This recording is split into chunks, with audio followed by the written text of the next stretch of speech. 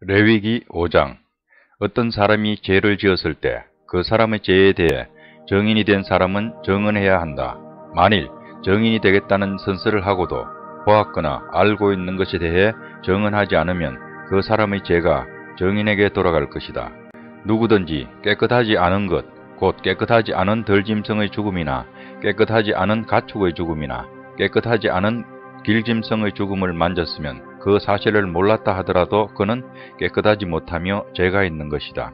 사람에게는 깨끗하지 않은 것이 많이 나온다. 어떤 사람이 다른 사람이 깨끗하지 못한 것을 만졌을 때 그가 몰랐다 하더라도 알게 되면 죄가 된다.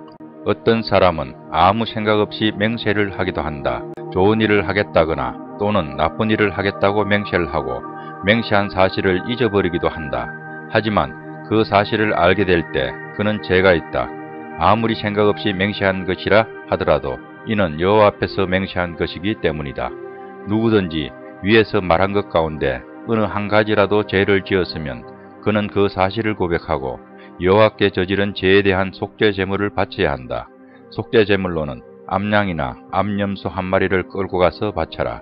하지만 양 한 마리를 바칠 형편이 되지 못하는 사람은 산비둘기 2마리나 집비둘기 새끼 2마리를 여호와께 죄값으로 바쳐라. 한 마리는 속죄 제물로 바치고 다른 한 마리는 번제물로 바쳐라. 그 사람이 새들을 제사장에게 가져오면 제사장은 먼저 그 가운데서 한 마리를 죄를 씻는 속죄 제물로 바쳐라. 제사장은 그 새의 머리를 비틀어 꺾되 목이 몸에서 떨어져 나가게 하지는 마라. 제사장은 그 속죄 제물의 피 가운데서 얼마를 제단 둘레에 뿌려라. 그리고 나머지 피는 제단 아래에 쏟아라. 이것이 속죄 제물이다. 그런 다음에 제사장은 두 번째 새를 규례에 따라 번제물로 바치고 그 사람을 위해 죄를 씻는 애식을 행하여라. 그러면 그가 용서를 받을 것이다. 하지만 산비둘기 2마리나 집비둘기 새끼 2마리도 바칠 형편이 되지 못하는 사람은 고운 곡식가루 10분의 1 에바를 죄를 씻는 제물인 속죄 제물로 바쳐라. 그것은 속죄 제물이므로 가루에 기름을 섞거나 향을 얹지 마라. 제물을 바치는 사람은 그것을 제사장에게 가져가거라. 제사장은 전체를 바쳤다는 표시로 그 가루를 한 줌 지어서 불에 태워 바치는 화제물과 함께 제단 위에 태워라. 이것은 속죄 제물이다. 그렇게 해서 제사장은 그 사람을 위해 죄를 씻는 애식을 행하여라. 그러면 그가 용서를 받을 것이다. 곡식 제물과 마찬가지로 속죄 제물 가운데서 남는 것은 제사장의 몫이다. 여호와께서 모세에게 말씀하셨습니다.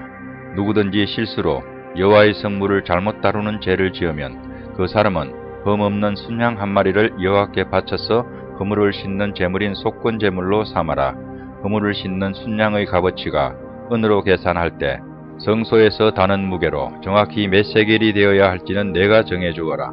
그 사람은 성물에 대해 잘못한 죄를 갚아라. 그는 그 값어치에 5분의 1을 더해서 그 모든 것을 제사장에게 주어야 한다.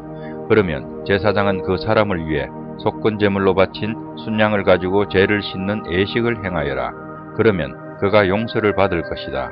누구든지 여호와께서 하지 말라고 하신 일을 해서 죄를 지었으면 그가 그 사실을 몰랐다 하더라도 그에게는 허물이 있는 것이니 그는 자기 죄값을 치러야 한다.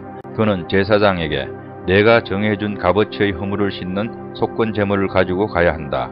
그 제물은 속건 제물로 알맞은 흠없는 순양으로 하여라. 제사장은 알지 못하고 저지른 그 사람의 잘못을 씻는 예식을 행하여라. 그러면 그 사람은 용서를 받을 것이다. 그는 여호와께 잘못을 저질렀으므로 속건 제물을 바쳐야 한다.